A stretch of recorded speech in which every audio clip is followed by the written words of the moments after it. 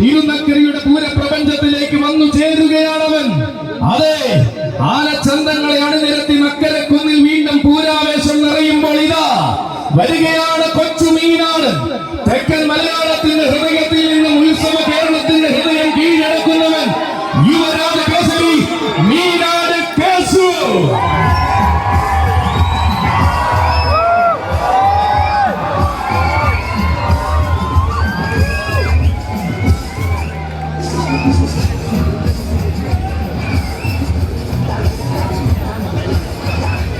തന്റെ പുതിയ സാരഥി കിളിമാനൂർ അച്ചുവിന്റെ കൈകൾ പിടിച്ചുകൊണ്ട് തിരുനക്കര തേവരെയും തൊഴുത് ഇതാ ഈ പൂരപ്രപഞ്ചത്തിലേക്ക് വന്നു ചേരുകയാണ് കേശു. ഇവൻ തെക്കൻ മലയാളത്തിന്റെ ഹൃദയത്തിൽ നിന്നും ഉത്സവ കേരളത്തിന്റെ ഹൃദയം കീഴടക്കുന്ന യുവവീര വസന്തം. വശ്യമായ സൗന്ദര്യം കൊണ്ടും വരദാനമാകുന്ന അലങ്കാരങ്ങൾ കൊണ്ടും തെക്കൻ മലയാളത്തിലെ വാരണഭൂമികളിൽ താരമായവൻ. ചെറുപ്രായത്തിന്റെ മഹിമയിൽ തന്നെ ചെറുതല്ലാത്ത നിയോഗങ്ങളിലേക്ക് ചുവടുവെച്ച് തന്റെ രാജകീയത ഊട്ടിയുറപ്പിക്കുന്നവൻ.